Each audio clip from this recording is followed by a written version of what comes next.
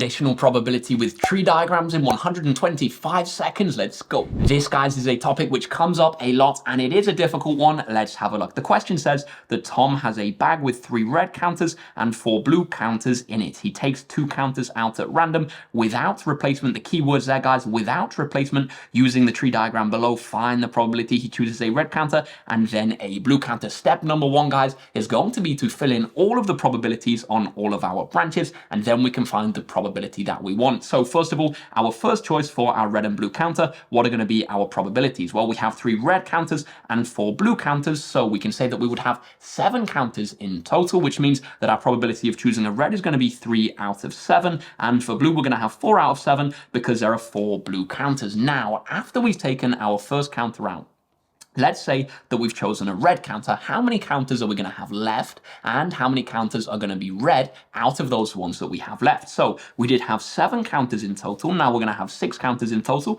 because we've taken 1 out, and we did have 3 red counters. We've taken out 1 red counter, so we're going to be left with 2 red counters. What about blue? We had 4. We've taken out 1 red counter, so our number of blue counters is not going to have changed. So the probability of choosing blue after that is going to be 4 out of 6. Now, what about choosing blue then red? Well, there were 3 red counters. There's still going to be 3 red counters because we took out a blue one, not a red one. So we're going to have 3 out of, and our total number of counters again is going to be 6. Finally, what about blue? Our second blue probability, well, we did have 4 blue counters. We've taken 1 out. So now we're going to have 3 blue counters out of 6 in total. Now, finally, guys, the probability of choosing a red counter and then a blue counter, we're going to go down our red stick and then we're going to go down our blue stick. Probability of red is going to be 3 over 7, and then getting the blue afterwards is going to be 4 over 6. So to find our probability, we can do our 3 over 7 times by our 4 over 6. 3 by 4, that's going to be 12. 7 by 6, that's going to be 42. And there, guys, we get our answer of 12 over 42. If we want to, we could simplify that fraction, but we don't have to unless they ask us.